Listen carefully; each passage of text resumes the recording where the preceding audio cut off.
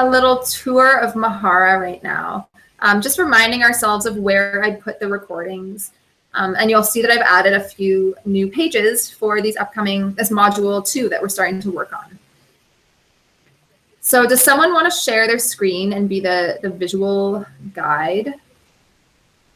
I can. Through Mahara for a moment. Thanks, Ashay. So if you guys click on Ashay's name at the bottom, it'll make her screen larger. Uh-oh. And then she'll share her screen with us, and we can just take a little cruise through to remind ourselves of some important places. I'm just going to open a thing first.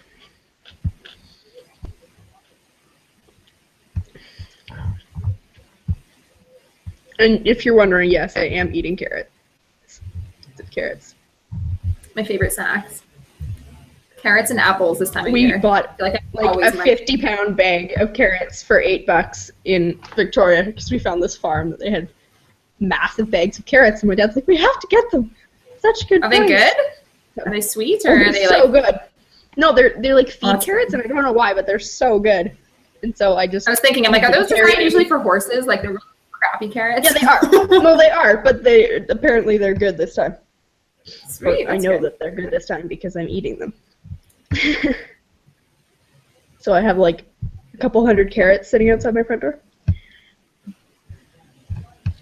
Okay. Here is Mahara. Now. Perfect. So go to the groups on the right-hand side. Go to pages.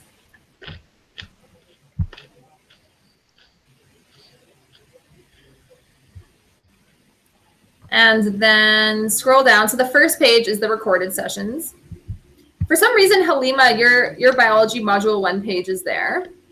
I accidentally put it there, but I can't delete it for some reason. Okay. Do you have it copied somewhere else? Yeah, I do. Okay, so I'll show you how to delete it. Or you can delete it.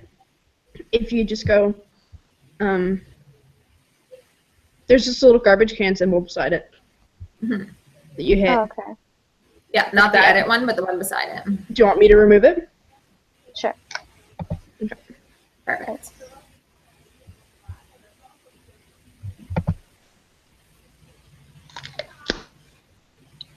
Okay, there you go.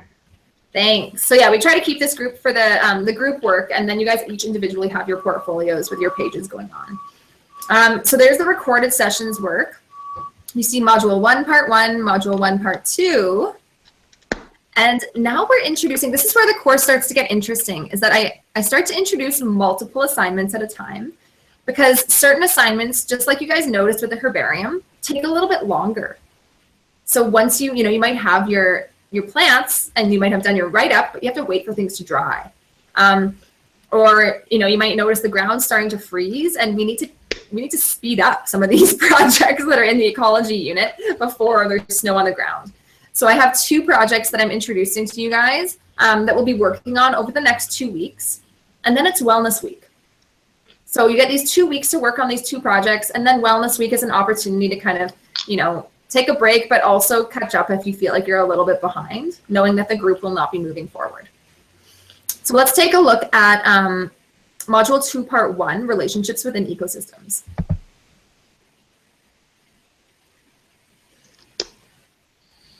Module 1 was all about looking at the ecosystem within our backyard and starting to look at it with through a new lens. Module 2 now is actually bringing a deeper understanding to what a biosphere is. So let's just review that term. What is biosphere? We covered this at the beginning of the course. Who has a definition for biosphere? Or a couple random words that you can add in.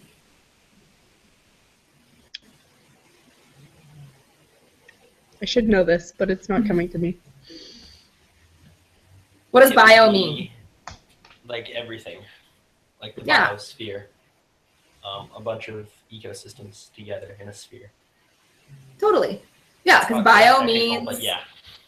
No, you got it. What does bio mean in Latin? Living. Yeah, living, life. And And sphere, I think, is just referring to Circle. our globe or a circle. Everything's connected. But really, biosphere is all of the biomes connect in one area. So it's pretty much all life on Earth. This is our biosphere. Yes. And we talked about the fact that it is a very interconnected loop, right? Often one thing cannot exist without the other. And this is why Science 10 is such a great foundational course for this, Biology 11, because you need to have that understanding, right? You know the different cycles of carbon, nitrogen, phosphorus, and how they get impacted by humans, how we mess them up, but also if we back off, how they function in a very clear way, right? You know about all the different systems in an ecosystem.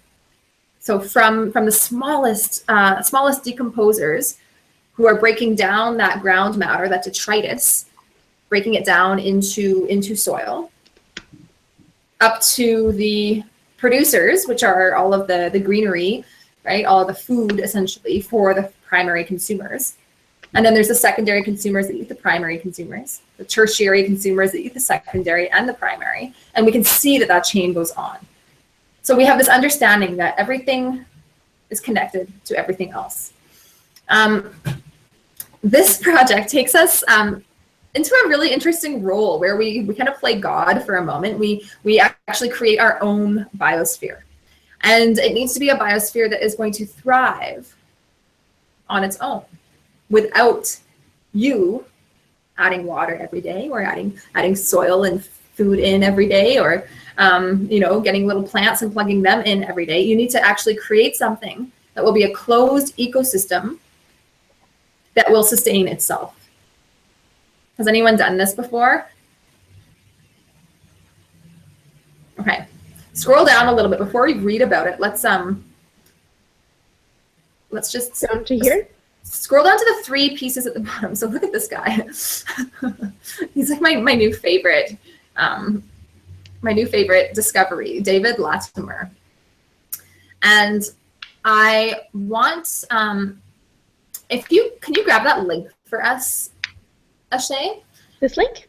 Yeah.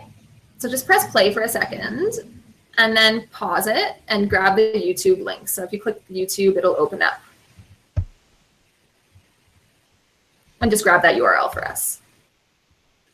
Because we won't be able to hear it if, actually we might if we're all paused.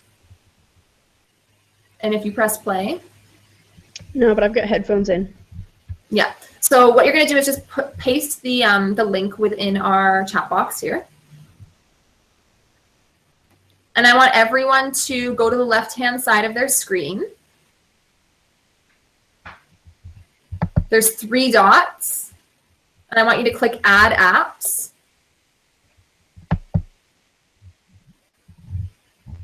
And you're going to scroll down until you see YouTube. It's in the 3rd row for me.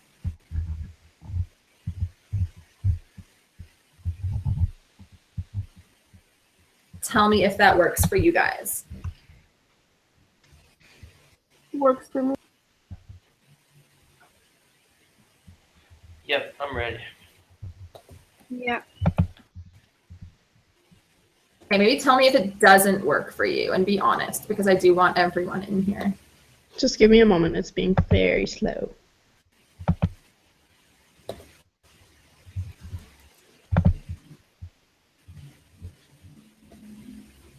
It is being slow today. It doesn't want to load the video.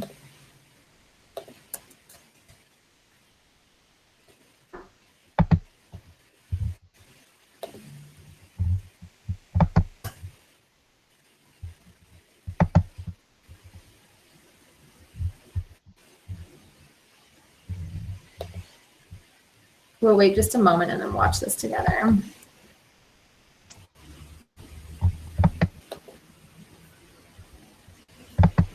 Okay, here we go.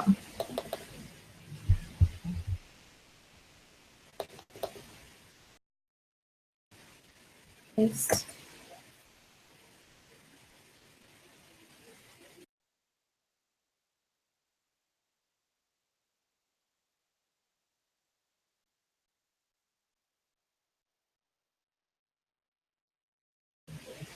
Can you guys all see that and hear it? Yep. Yes. Thumbs up? Yes. Yep. Fantastic. Okay.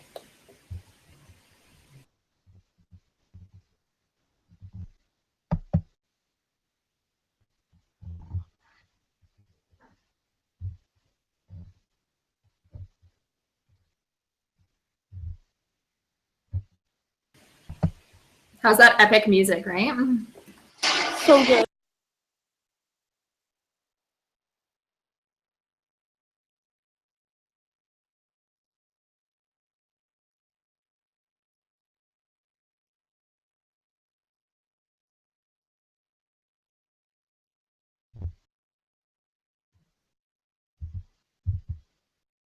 I can't see it.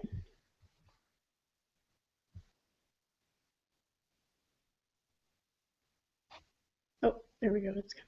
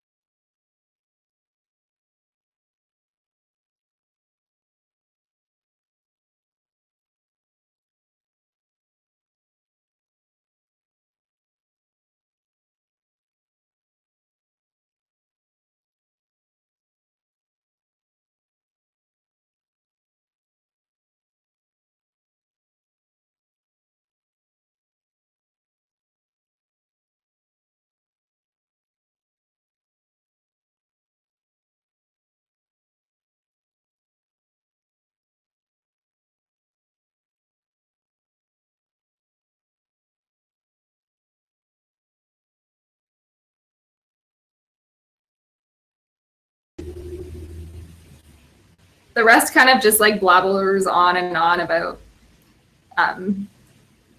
not amazing things. Like, I'm not really a fan of her voice. I think it might be a robot, but I wanted you guys just to see the purpose and a few visuals of this amazing ecosystem in Waddle. Tradescantia is gorgeous. I think that was one of my favorite plants when I was little. It was probably one of the first Latin names I learned as well. And we have a few in our yard. And the flowers, when they're ready to like die, instead of dropping off, a lot of them will just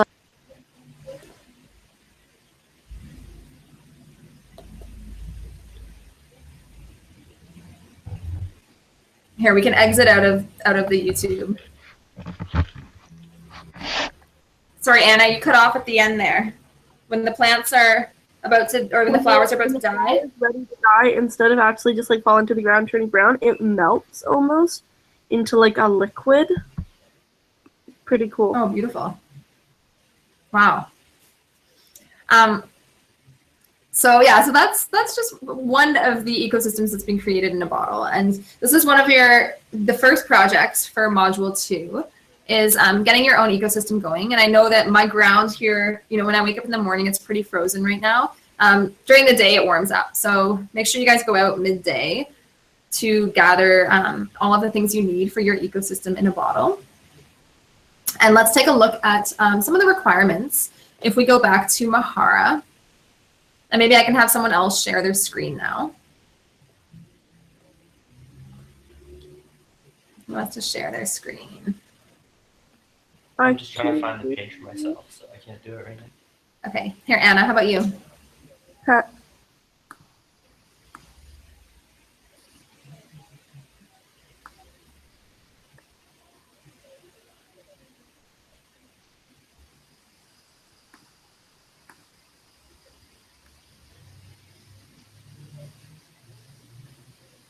Can you guys see my screen? Yeah, it's perfect. Which one should I go to? Module 2, part 1.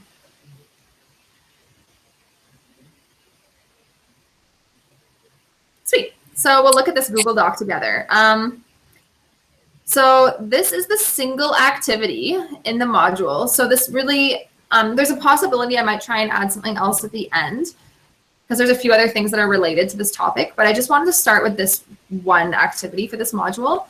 The objective of the activity is to create a biosphere within our biosphere, an enclosed space that includes the ecosystem processes we find in nature. Some call this a vivarium. Vivarium often means that it's an ecosystem that is going to sustain a plant, or sorry, sustain an animal. So you'll see like vivariums for like lizards a lot of the time.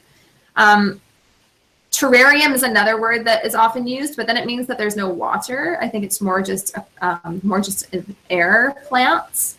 So what we're doing, I just came up with ecosystem in a bottle because you guys are invited to play around whether you want a vivarium, a terrarium, an aquatic ecosystem. I think there's a few more specifics about it as we continue to read. So whatever the name is given, it includes the processes of production, consumption, and decomposition. As I mentioned at the beginning, those are 3 really important processes that keep our environment actually clean. How you build your vivarium is up to your own personal taste of interests. Most of the materials you can use are already in your house and backyard, such as a clear plastic or a glass bottle, moss, earthworms, wood lice, soil. Your write-up will reflect upon your results in relation to what occurs in nature. Your submission should include the following. So again, we're writing it up kind of like a lab report. So an objective, methods, including safety, equipment, collection location, and how you actually collected things. Results, so images of your ecosystem in a bottle, thriving, Sarah, hopefully. I have a question. Yeah. What are you talking about when you say safety? So this is, it seems a little redundant, I know, but it's a component that we have to include. There's learning outcomes in the course we have to satisfy for this, and it is always part of a formal lab report. So, I mean, if you're actually working in a lab, often safety would, I mean, if like in a chemistry course, for instance, safety would require, glasses and gloves and more of the traditional things that you think about. So in this course, remember we talked about in the forum posts from last week, like my forum post was that when I went out into my ecosystem, I actually saw a black bear. So you guys are going out into your ecosystem. There's certain things just to be mindful of So if there's wildlife, you know, make sure you're going out with a group of people and maybe taking bear spray. If it's slippery, make sure you're mindful of that. So it might seem like a few redundant sentences. Yeah. Yeah, just the general stuff. Okay, I was really confused about that in the first one, so thanks. Yeah, no, just how do you stay safe? And I mean, you know, when we're working with plants as well, identification is really huge because I don't want you guys collecting, like for instance, some poison oak or poison ivy and thinking that, oh, this is a great plant to press and then getting a huge rash. Mm-hmm. And same with the mushrooms as we move into that today as well. Identification of mushrooms is, you know, it can be lethal if done improperly. So there's another thing that you have to think about when you're writing up your mushroom lab. Okay, sweet. Yeah, good question. So the discussion will include a reflection on the role of the separate organisms. Seems like everyone's getting kicked out. Julian, are you back with us? Yeah, I'm back. Okay. I was just trying to fix my then- camera. It's not working. Oh, dang. And then Shay sometimes gets kicked out because of the internet. So here she comes back in. So yeah, discussion, you're looking at the roles of the separate organisms within your community that you've created. And a little bit of a discussion of like, do you think it can persist on its own without intervention from you, or do you need to break the seal to keep its inhabitants alive? So there will be some, you know, earthworms or, like I said, wood lice or other small creatures in there that can act as decomposers. You'll add your references, and then there's my assessment breakdown for you guys. So this one's pretty simple. It's one that you'll design now, and you'll have living in a bottle in your house, and we'll revisit this in a while. So you'll see it pops back into our course schedule. I think it's maybe in a month or something. So I do want it to be thriving on its own for quite a while before we submit it and before we really assess it. Any questions about that? Ecosystem in a bottle. There's some really pretty ones. So if you, Anna, can you keep sharing your screen for a second? Because I did put two pictures at the bottom of the Mahara page there. I have a quick question. Yeah, go ahead. Would you rather that we don't disturb it and things die, or that we like take care of it and things don't die? Well, this will be up to you as a scientist, right? So either way, if that happens, yeah, either way, you're going to say, you know, my hypothesis was incorrect. You know, this system was not able to support itself. Because your hypothesis is going to be that you're creating a self-sustaining system. So as a scientist, then you'll go in and say, I was incorrect and I broke in to save everyone. Or I was incorrect and I was curious to see how long it would take for it to die and maybe people watch it. That's up to you. In the second photo, I feel like there's air plants in it. Are we allowed to use air plants, or is it really just what we find in our ecosystem outside? Well, see, this is where I want you guys to actually enjoy it. A lot of the ones that I was looking at, you know, I did this with my grade 7 and 8 science class when I first started teaching. And I mean, it was not a pretty site. Like they were all really muddy and murky. And I mean, you guys are grade 11 students. I want you to enjoy this and to have this in your house and it'd be something really pretty that you enjoy looking at. So, yeah, in no place does it say it has to be, every single thing has to be from your environment. I do want the majority obviously from, but again, if you do choose to throw an air plant in there, make sure you mention where that plant would thrive. So where that plant might have come from. And know that you might be messing up the success of your own ecosystem by not knowing that plants will work together, right? So you have to do a little bit of research that way as well. Yeah. Can you define an air plant? And I missed something in there. I had to leave because everything was glitching out. So I missed some of the instructions. That's okay. Well, it's all written down in your Mahara page, so you can go back through. Okay. Awesome. And revisit that. Yep. And Anna, did you want to define what an air plant is? A plant that doesn't need soil, that you can literally just like leave on your table or on a counter, and it gets moisture from the air, or you can like throw a tiny bit of water on it like once a month. and very low maintenance, and they grow, and they can be gorgeous. Like succulents. They're so pretty. Exactly, they're all in the succulent family. Like we have a jade plant that is like living in a mason jar and has been for the past 3 or 4 years. Nobody touches it ever. They require so little Or maintenance. not a jade plant, sorry, a aloe plant. Aloe vera. Yeah, I love succulents. They make me feel like a really good house plant owner. Yeah, They just do their thing. But then I not have really a lot of succulents in my room. They make me so happy. Kill the cactus. And So yeah, impressive. what was that, Anna? I said I know someone who killed a cactus. That's impressive. Oh, that's so funny. That is impressive. I think I've almost killed my cactus. But Uh-oh, Bryn. Go ahead.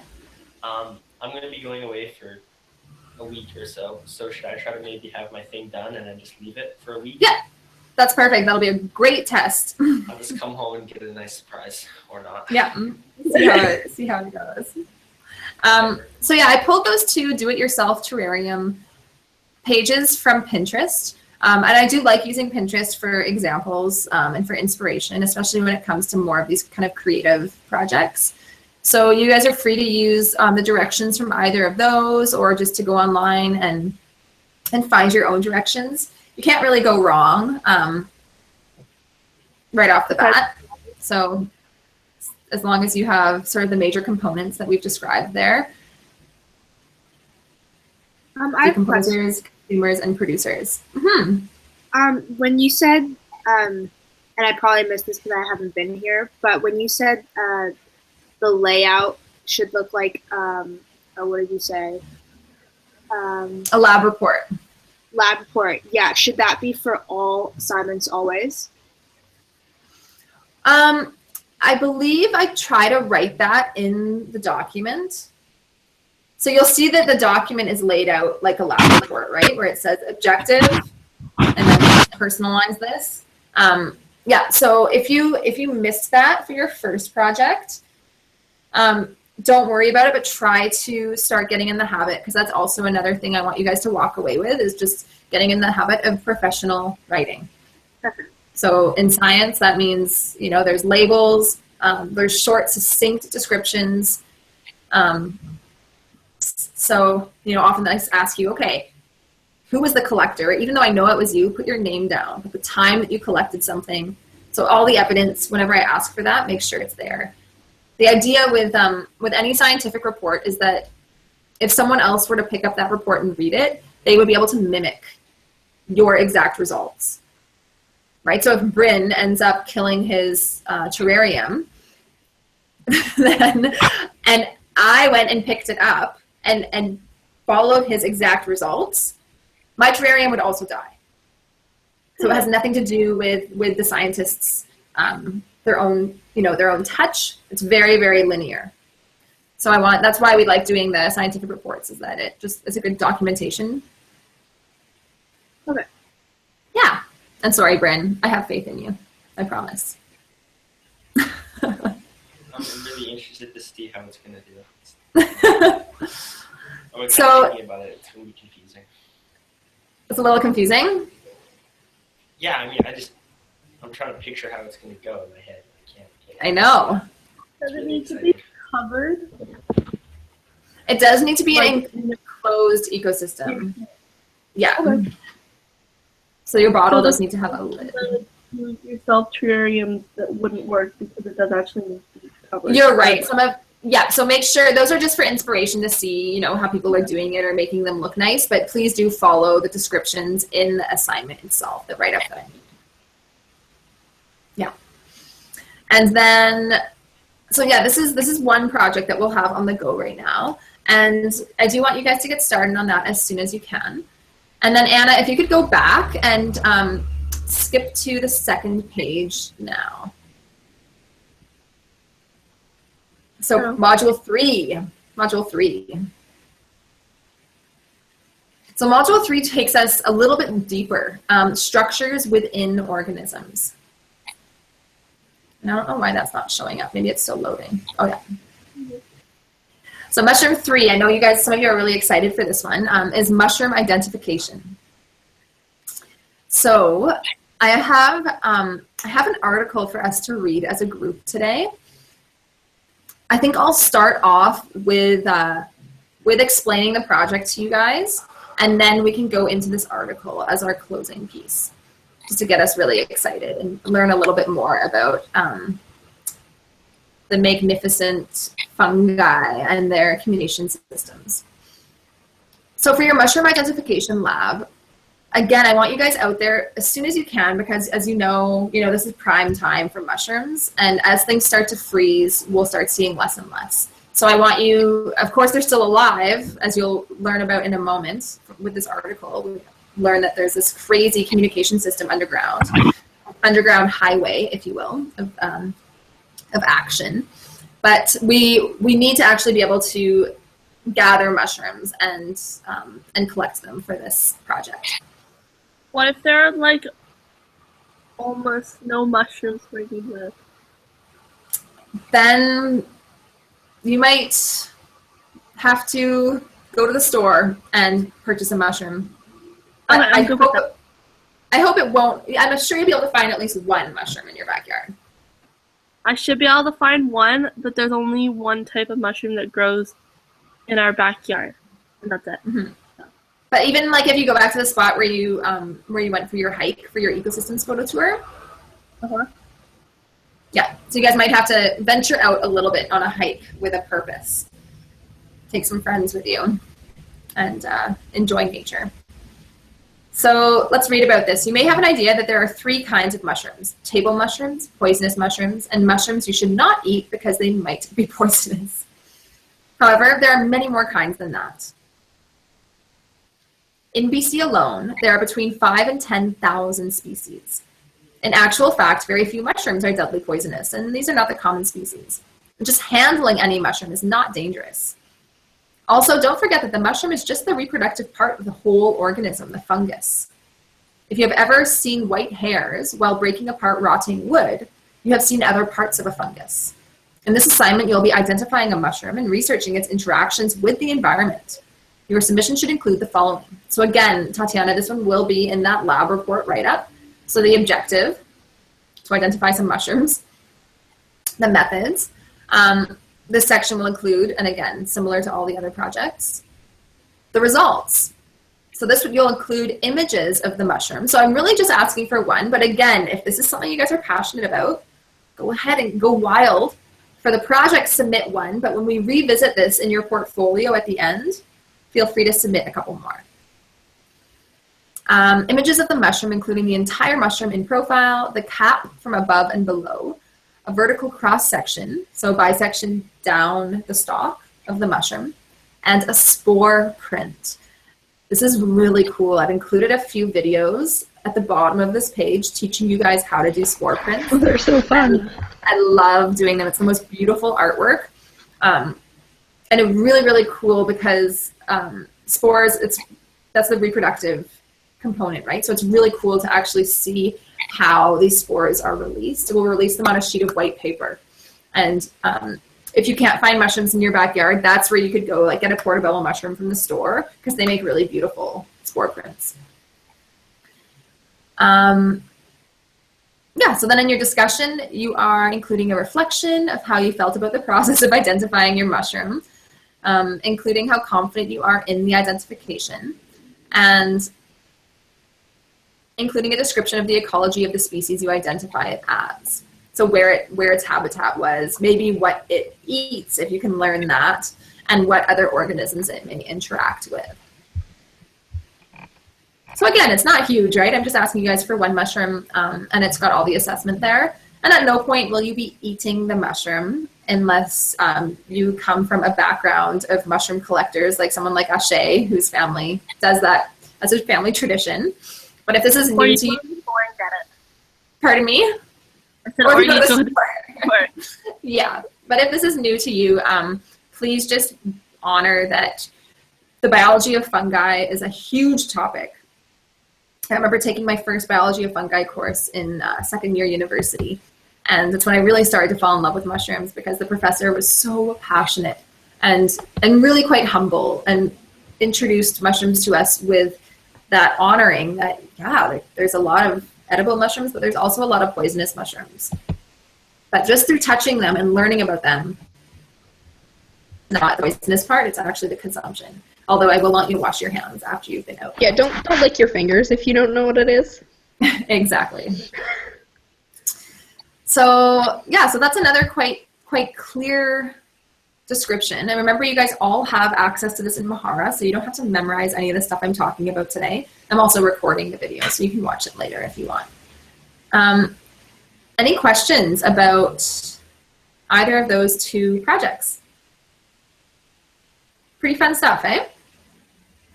Is there a good site to help identify mushrooms? Yeah, so if you scroll down, I give a whole bunch of resources. You have the best books, the Mushrooms Demystified, and All the Rain Promises and More is an amazing book if you can get it from your library or something. Yeah. Definitely It's worth going smaller. to the library. It's a pocket book, and then Mushrooms Demystified is like Bible of mushrooms. Huge book. So you guys can, there's, I think the fifth point down there is an online mushroom identifier. So that's what Anna was asking for. But yeah, I tried to include as many different resources as I could here for you guys. And again, you can include me in it. Just take a picture and send it to me and say, Sarah, can you help me identify this? And we can work on it together if you're having trouble. I had a question. You said if we want to do more, just submit one, so don't include the other ones. Is that what you're saying? Yeah, well, so I had this idea that I kind of wanted you guys all sticking to the guidelines to the best of your ability. I mean, if you want to add one or two more than I ask, that's fine. But I had the idea that at the end of the course, there's, if depending on how time lends itself, at the end of the course, though, I believe I've created enough time for us to go back into at least one of our projects, but I hope a few, and things. So week 16 and 17 are all about, going back in, maybe grabbing that one project and adding a few more of the herbarium collections or adding a few more mushrooms to your thing. Because I think in grade 11, it's important for you guys to have some space to follow your interests. And I mean, I'm providing so many details to you throughout the course, but I do want you to have a little bit of freedom at the end. Okay. How's that sound? Sounds good. Yeah. But what I was saying, Ashay, is for things like the plant collections and the mushrooms, you have to do it now, because at the end of the course, it'll be winter. Exactly. So do it now and then just save those to add in later. Yeah, exactly. Awesome. Okay. Sounds good. Yes, there's so many mushrooms out there right now. Yeah. And Okay, I you would guys. say thank you for giving me a chance to go out and practice and not feel bad on school. Yeah, an excuse to do things I love is great. You're welcome. Yeah, well, I hope that we can grow this course, right? This is the first pilot project. Like, we haven't run this course before.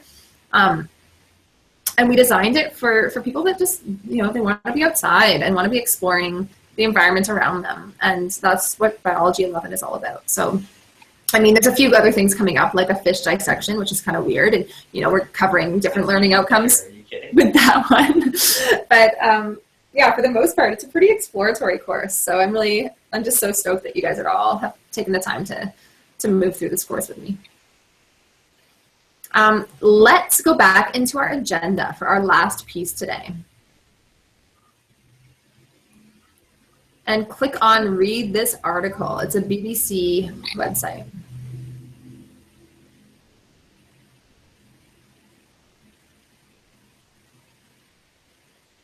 This is so cool. So this is just a bit of inspiration. And what I want you guys to do as we read this article as a group, and we'll read it out loud. So I'm hoping that there's a couple people that are comfortable readers. I'm happy reading a lot of it as well. But what I'm hoping that we can do is, I want everyone to open up their Mahara now. I know some of you don't have it open. So let's get everyone in Mahara. And I'd like to create a new forum post. Like we each create our own. How did we do it last week?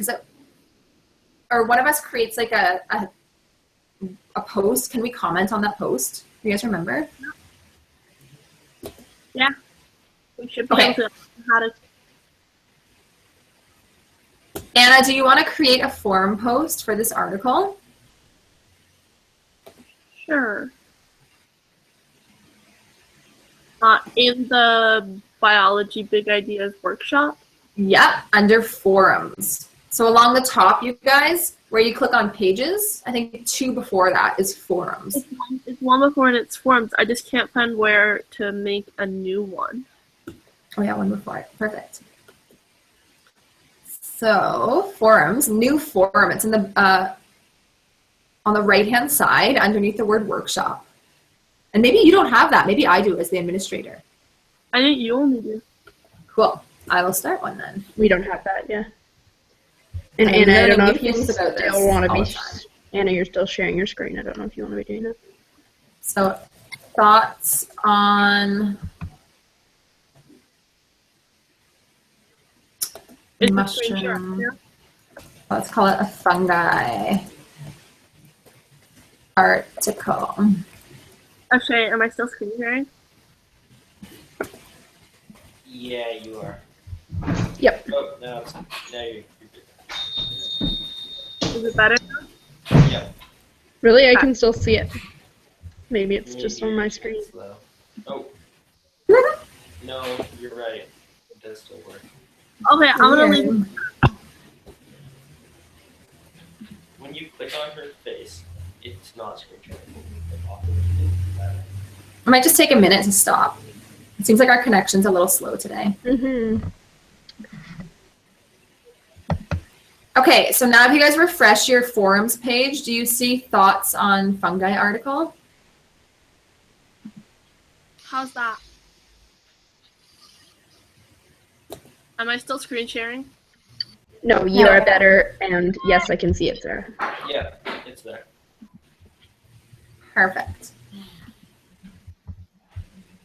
I'm going to try and share my screen now. If it boots me out, I'll be right back in, because sometimes it does that weirdly. Yay. Okay, so either during, like while we're reading or afterwards, I want you guys just to share like your favorite part of this article. And I'm sharing my screen if you want to follow along there or on your own. Okay, I'm happy to do some reading too So- if you want. Perfect. Yeah, I'll read the first like maybe 4 paragraphs or something, and then I'll pass it off to you, Ashay. And if there's others that want to join us, let us know in the chat box. So plants talk to each other using an internet of fungus. Hidden under your feet is an information superhighway that allows plants to communicate and help each other out. It's made of fungi. So this is by Nick Fleming. It's an information superhighway that speeds up interactions between a large, diverse population of individuals. It allows individuals who may be widely separated to communicate and help each other out, but it also allows them to commit new forms of crime. No, we're not talking about the internet. We're talking about fungi. While mushrooms might be the most familiar part of the fungus, most of their bodies are made up of a mass of thin threads known as mycelium. We now know that these threads act as a kind of underground internet, linking the roots of different plants. That tree in your garden is probably hooked to a bush several meters away, thanks to mycelia. The more we learn about the underground networks, the more our ideas about plants have to change. They aren't just sitting there quietly growing. By linking to the fungal network, they can help out their neighbors by sharing nutrients and information, or sabotage unwelcome plants by spreading toxic chemicals throughout the network. This wood wide web, I also just threw this in because I love a bad pun. This wood wide web, it turns out, even has its own version of cybercrime. 90% of land plants are in mutually beneficial relationships with fungi. The 19th century German biologist Albert Bernhard Frank coins the word mycorrhiza to describe these partnerships in which the fungi colonize the roots of a plant. In mycorrhizal associations, plants provide fungi with food in the form of carbohydrates. Now, in exchange, the fungi help the plants suck up water and provide nutrients like phosphorus and nitrogen via their mycelia. Since the 1960s, it has been clear that mycorrhiza help individual plants to grow. Fungal networks also boost their host plants' immune systems. That's because when a fungus colonizes the roots of a plant, it triggers the production of defense-related chemicals. These make later immune systems responses quicker and more efficient, a phenomenon called priming. Simply plugging in to mycelial networks makes plants more resistant to disease. But that's not all. We now know that mycorrhiza also connect plants that may be widely separated. Fungus expert Paul Stamets called them Earth's natural internet in a 2008 TED Talk. He first had the idea in the 1970s when he was studying fungi using an electron microscope. Stamets noticed similarities between the mycelia and ARPANET, the US Department of Defense's early vision of the internet. Film fans might be reminded of James Cameron's 2009 blockbuster Avatar. On the forest moon where the movie takes place, all the organisms are connected. They can communicate and collectively manage resources thanks to some kind of electrochemical communication between the roots of trees. Back in the real world, it seems that there's a lot of truth to this. You want to take it over, Ashay? Sure. Wait a minute. Okay.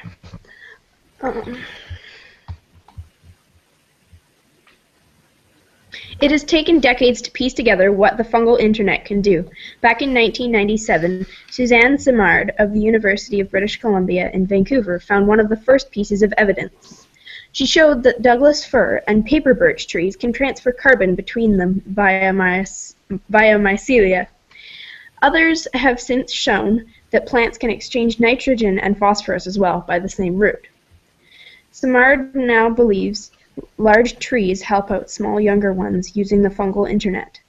Without this help, she thinks many seedlings wouldn't survive. In 1997, study seedlings in the shade, which are likely to be short of food, got more carbon from donor trees.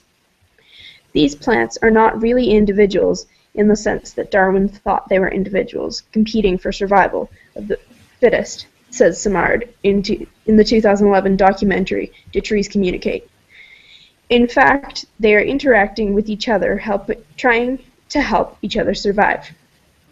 However, it is controversial how useful these nutrient transfers really are. We certainly know it happens, but what is less clear is the extent to which it happens, says Lynn Body of Cardiff University in the UK. While that argument rages on, other researchers have found evidence that plants can go one better and communicate through the mycelia. In 2010, Rensen Zheng of South China Agricultural University I'm not going to even say that, found that when plants are attached to by harmful fungi, they release chemical signals into the mycelia to warn their neighbors. So cool. Yeah. Zheng's team grew pairs of tomato plants in pots. Some of the plants were allowed to form mycorrhiza. Mycorrhiza. Mm-hmm. Once the fungal networks had formed, the leaves of one plant in each pair were sprayed with Alternaria solani, a fungus that causes early blight disease. Airtight plastic bags were used to prevent any above-ground chemical signaling between the plants. After 64 hours, Zheng tried to infect the second plant in each pair.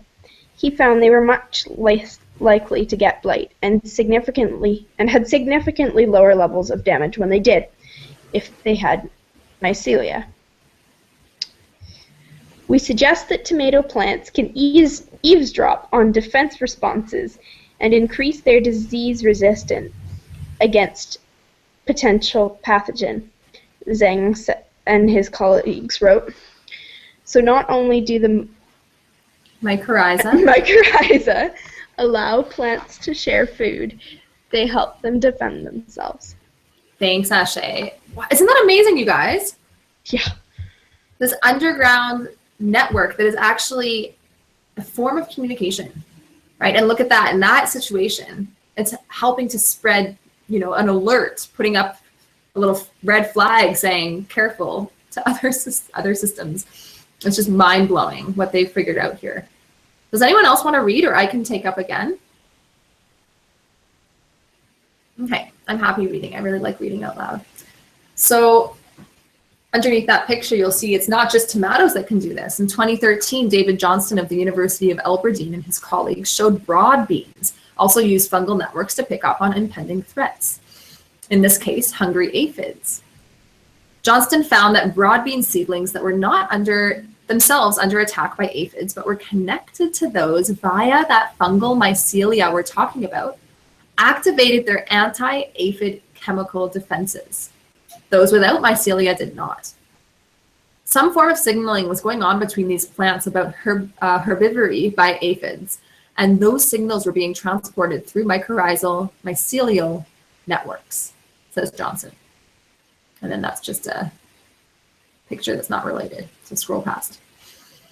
But just like the human internet, the fungal internet has a dark side. Our internet undermines privacy and facilitates serious crime, and frequently allows computer viruses to spread. Oh, maybe that image is related then. In the same way, plants' fungal connections mean that they are never truly alone, and that malevolent neighbors can harm them. For one thing, some plants steal from each other using the internet. There are plants that don't have chlorophyll. So unlike most plants that cannot produce their own energy, there are plants that don't have chlorophyll. So unlike most plants, they cannot produce their own energy through photosynthesis. Some of these plants, such as the phantom orchid, get the carbon they need from nearby trees via the mycelia of fungi that both are connected to. Other orchids only steal when it suits them. Those mixotrophs can carry out photosynthesis, but they also steal carbon from other plants using the fungal network that links them. That might not sound too bad. However, plant cybercrime can be much more sinister than a bit of petty theft. Plants have to compete with their neighbors for resources like water and light. As part of that battle, some release chemicals that harm their rivals. This allelopathy is quite common in trees, including acacias and sugarberries, American sycamores, and several other species of eucalyptus. They release substances that either reduce the chances of other plants becoming established nearby, or reduce the speed of microbes around their roots. Now, skeptical scientists doubt that allelopathy helps these unfriendly plants much. Surely, they say, the harmful chemicals could be absorbed by soil or broken down by microbes before they could travel far. But maybe plants can get around this problem by harnessing underground fungal networks that cover greater distances. In 2011, chemical ecologist Catherine Morris and her colleagues set out to test this theory. Morris, formerly Bartow, grew golden marigolds in containers with mycorrhizal fungi. The pots contained cylinders surrounded by a mesh with holes small enough to keep the roots out, but large enough to let in the mycelia. Half of these cylinders were turned regularly to stop the fungal network growing in them. The team tested the soil in the cylinders for two compounds made by the marigolds, which can slow the growth of other plants and kill nematode worms. In the cylinders where the fungi were allowed to grow, levels of the two compounds were 179% and 278% higher in the cylinders without fungi. That suggests that mycelia really did transport all of the toxins. The team then grew lettuce seedlings in the soil in both sets of containers, and after 25 days, those grown in the more toxic-rich soil weighed 40% less than those in the soil isolated from the mycelia. Now, these experiments show that fungal networks can transport these chemicals in high enough concentrations to actually affect the plant growth. In response, some have argued that the chemicals might not work as well outside the lab. So Michael Achatz of the Berlin Free University in Germany and her colleagues Michaela rather, looked for a similar effect in the wild. And this is getting into the second last section here. One of the best studies of allelopathy is the American black walnut tree. It inhibits the growth of many plants, including staples like potatoes and cucumbers, by releasing a chemical called jugalone from its leaves and roots. A Katz and her team placed pots under the walnut trees, some of which fungal networks could penetrate. Those pots contained almost 4 times more jugalone than pots that were rotated to keep out fungal connections. The roots of tomato seedlings planted in the jugalone-rich soil weighed, on average, 36% less. Some, especially crafty plants, might even alter the makeup of nearby fungal communities. Studies have often shown that spotted knapweed, slender wildoat, and soft brome can all change the fungal makeup of soils, which is just mind-blowing. According to Morris, this might allow them to better target rival species with toxic chemicals by favoring the growth of fungi to which they can both connect. So sneaky. Animals might also exploit the fungal internet. Some plants produce compounds to attract friendly bacteria and fungi to their roots, but these signals can be picked up by the insects and worms looking for tasty roots to eat. In 2012, Morris suggested that the movement of these signaling chemicals through fungal mycelia may inadvertently advertise the plant's presence to these animals. However, she says, this has not been demonstrated in an experiment yet. And here's the wrap up. As a result of this growing body of evidence, many biologists have started using the term Wood Wide Web to describe the communications services that fungi provide to plants and other organisms. These fungal networks make communication between plants, including those of different species, faster and more effective. We don't think about it because we can usually only see what is above ground. But most of the plants you can see are connected below ground, not directly through their roots, but via their mycelial connections. The fungal internet exemplifies one of the great lessons of ecology. Seemingly separate organisms are often connected and may even depend upon one another. Ecologists have known for some time that organisms are more interconnected and interdependent, says Body. The Wood Wide Web seems to be a crucial part of how these connections form.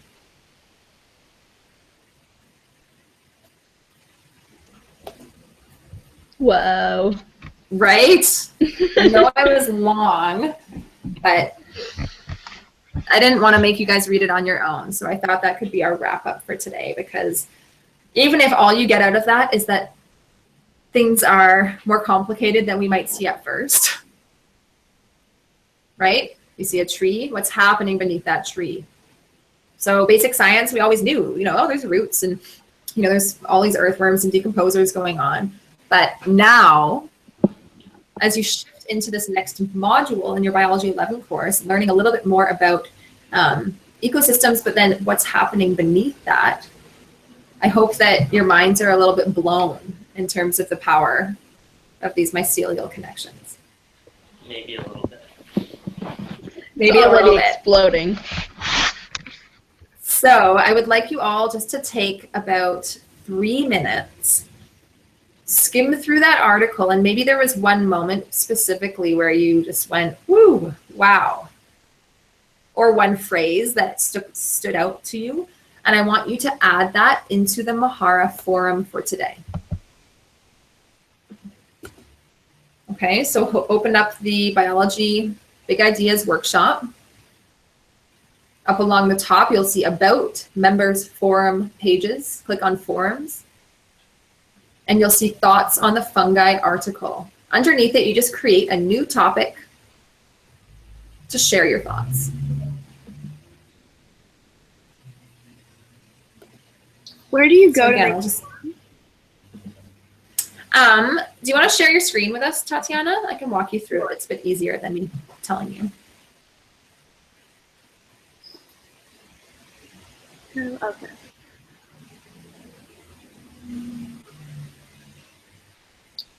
Okay. Okay, so go to your Mahara.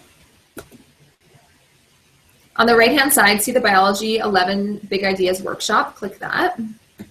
My Groups. Okay. Yeah, and then Forums is the third thing to the right. And if you scroll down, Thoughts on Fungi article. Click on that. Okay, and that's Perfect. And then add a new topic. okay. You got it. Yeah. So that was helpful for anyone else that was feeling a little lost there. And you guys can all just take a few more minutes and share your thoughts.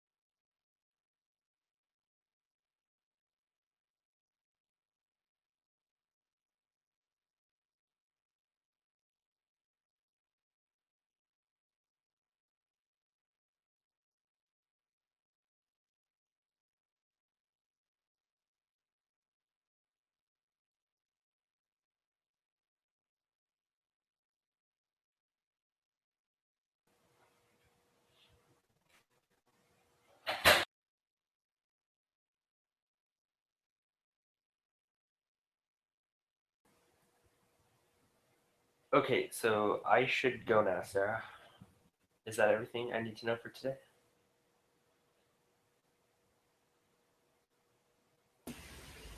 Yeah, Brandon, head off to soccer. Have a good practice. Okay, thanks. See you, everyone. See ya.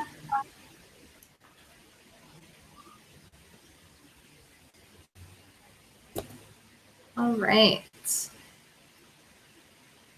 So I can see Anna's and Tatiana's.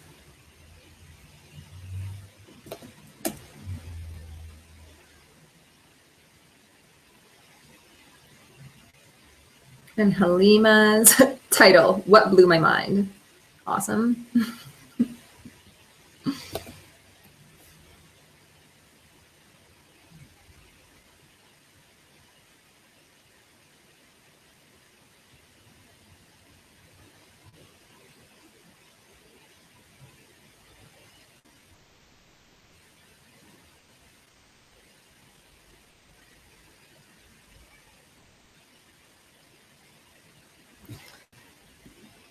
So I can let you guys go. I know Julian and Ashay are probably just working on that. And Julian, you're going to stay so you and I can just do a little quick catch up. Right. And Put mine up. You should be able to see it. Okay, perfect. And what were you going to say, Julian? Oh, no, sorry. I was just saying, yeah, like, I'm talking after class. Yay. Okay. And then, yeah, so you guys have, I know it sounds like a lot to work on right now, but I have some treats coming up for you in the coming weeks. So there'll be lots of weeks where there's actually nothing planned, like next week. We don't have any new information coming at you next week, right? Our class time will be way shorter, and it'll be more of a bit of a work session and just sharing some of our findings. And yeah, so no new information next week. But now you've got sort of 2 projects, because it just makes sense for me to deliver them like this. So when you're out in the field, you can. So have fun finishing up your past projects and get started on these new ones. And I'll see you guys next week, Wednesday at 2:00. And if you have questions, be in touch. Those of you who talk to me on the regular, you know how helpful that is. So those of you that haven't been right now. Ask. Yeah, go ahead. You were saying, so we have to submit our projects individually, and then at the end of the topic, submit the whole module?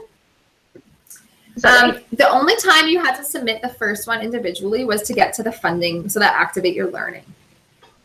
Okay, so Yeah. usually then we would So just now- do it module by module. Exactly. Okay, so I'll just submit my whole module now that I Yeah. have the second project in there. Perfect. Submit to Module 1. Once you have the ecosystem photo tour and the herbarium, that all gets submitted to Module 1 in Moodle. Perfect. Yeah. Okay. And also, so yeah, there's only one project in module 2, right?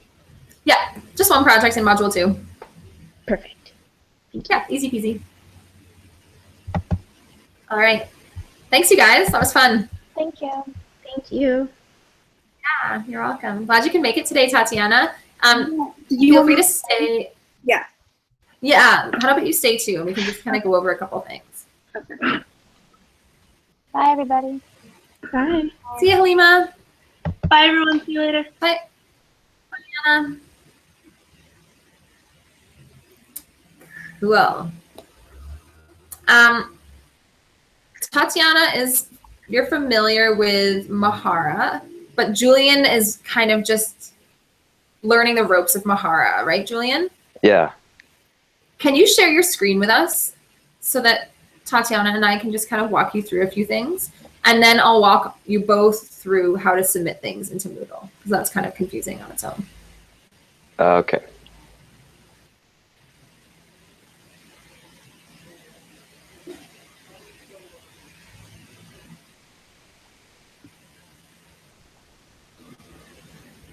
Is that working? There we go. Awesome. Perfect. Okay, so let's just remind ourselves of all of the cool functions of this Biology 11 workshop group. So you know where to find it now. And can you find Mahara easily, Julian? Yeah. Now I can. Yeah. Okay. Awesome. I know it takes just like a bit of like setting new systems and bookmarking things. Yeah. Okay, so once you click on the workshop idea, you've got that. And along the top, you know where to find the forums. Yep. Click on pages. Scroll down. I'll throw in our recorded session after this. So if you guys do ever miss a meeting, make sure you always check that out. And I put it up right after I do the meeting. So for both of you guys, because I still need to see your first projects, just to make sure that you're on the right track, just let's click on Module 1, Part 1. So for every project, I'll have a separate page. And I just find this is the easiest way to do it. So you can scroll down. There'll always be little bits of inspiration that you guys can cruise through. But this document, so anytime you see the writing, this is, you know, the really important thing. And you have to read it to actually, so click on the writing for a second and then you can scroll in the document, I think. Yep. So with that one, it shows you all the different pictures I want you to have. And scroll up a little bit. Oh, sorry. Yeah. That's okay. It shows you the different sections. So the objective, the methods, the results. And then scroll right to the bottom. I'll always put the assessment there. So if you're wondering, okay, I wonder if I should include this. Is she going to dock me marks? Then you look, all headings are present, including a references section. If I don't see that, you guys know that you won't get full marks for that. Objective relates to the results and conclusions. So methods include all, so you see all these different components. So that's another place just to go, oh, okay, if I don't have that, obviously I'll get 0. I should probably add it in.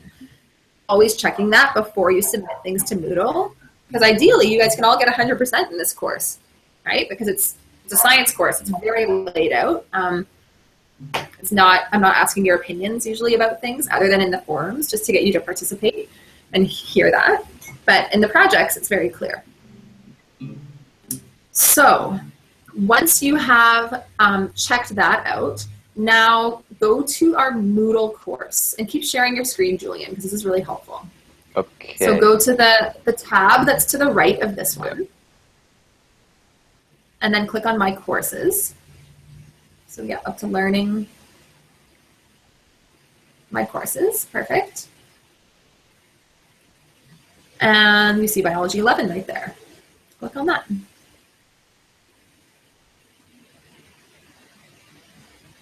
Scroll down, and we all have covered the getting started topics together. Scroll down a little bit more. Activate your learning. So I think this is what I need to double check and see if this is what you've done, Tatiana. So for the activation submission, it says that I just want one of your well, it says both. I just want one of your projects submitted. Yeah, I know, it's kind of weird. We have to do this in order to get the course fully activated. And then you'll submit everything from Module 1. Okay, so I'm never supposed to submit to Mahara? You create in Mahara. Okay, so I never I'll submit. go over that in a second. Yeah, you create your things in Mahara, and then check this out. So go to Activation Submission, Julian. Scroll down.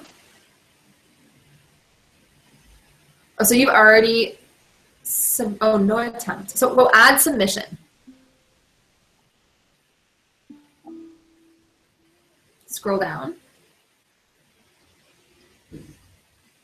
So this is where, oh, so look, Pages by Julian, Module 1, Biology 11. So click on that. Did you already add that? I think you must have. I did. It doesn't have anything on it, though. Okay. Well, that's okay. So Julian created his own page in Mahara, which is what I encouraged everyone to do. And you guys will put your, even if it's a Google Doc, you can just put the link on your page. Or you can get creative, because Tatiana, you've been working in Mahara before. You kind of know how to put images and do other fun stuff in there. So then go back to Moodle for a second, Julian. Yeah. So all of the Moodle submissions. That's still Mahara. No, just one to the, yeah, that's the one. So all of the Moodle submissions, Tatiana, will have a place where it says upload from Mahara. Okay. And then it's really easy. You just go to Mahara, it shows you your pages, and you just grab it, and then you can submit in Moodle. So do you want to share your screen with us and submit something right now? Sure. I think I might have just did what he did. And submitted like an empty page? Yeah. Okay, but it's empty. Okay. Okay, but this is for, because I couldn't find, for some reason, I couldn't find the module 1, part 1. That's why I did part 2. Oh, okay. But now I found it, so it's fine. But yeah, so do I submit part 2 here as well? I'll just share my screen.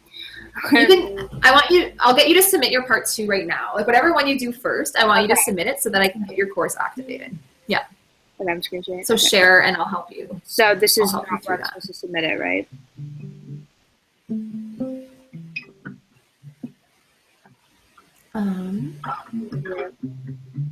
It's supposed to be, like I just did this. Yeah, that's perfect. But I want it to actually have work in it. I need to be able to say that you satisfied some learning outcomes.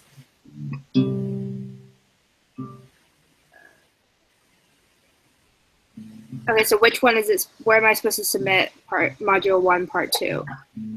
So scroll down.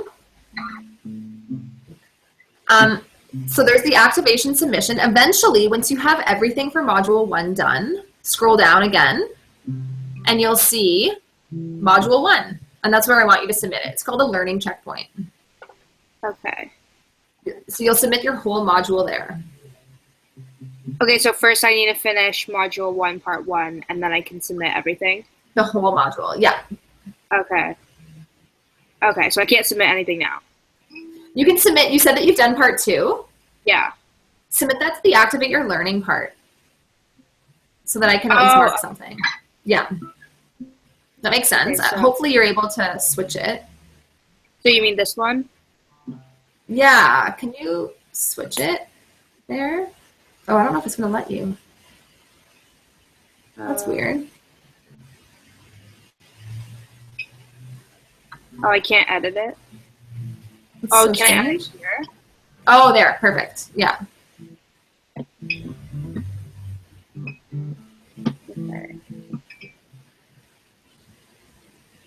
And then I do comment?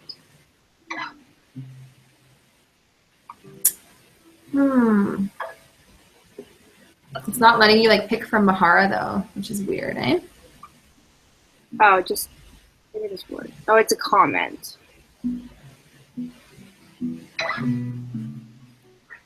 That's the one that you finished already?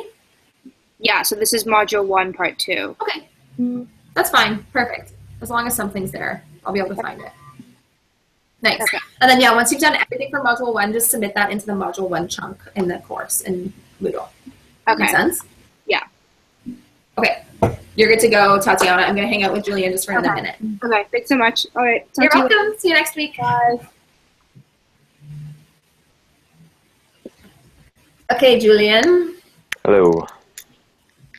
Trippy, because I see the picture of you playing guitar, but I know it's not you right now, but then I heard your guitar as well. Oh. That was nice. How long have you been playing guitar for? About 7 years. Oh, wow. Yeah. And what style of art do you play? I mean, I guess I like being pretty versatile. Like I do, I don't know, just kind of like acoustic. Sometimes I do like fingerstyle. Sometimes I'll do like electric stuff, but just kind of all sorts of things. Oh, that's so awesome. Yeah. I'm just going to message another learner here that's trying to meet with me and just tell them that I'll be ready in 10 or so minutes. And in the meantime, do you have your pictures on your computer for your... I don't. I was trying like to do that. I was trying to, yeah, like email them from my phone to the computer, and cool. that wasn't working out unless it finally got. I'll just check my. Okay, not on that, because I'd love to spend some time with you right now and help you get I your don't- first project kind of underway. Yeah. So yeah, I don't have. You did great today, though, by the way, Julian. Like, you found the forum and you did your comment and all that. So you're totally getting up to speed with all the systems. I'm super impressed. Now we just have to kind of like, yeah, no, it's great. We just have to kind of catch you up on the last little project. So what were you gonna say? I tried emailing it to my self-designed email, and it's not showing up. I guess I'll try again. Okay. But yeah, I also tried emailing it to like my normal email, but then it logged me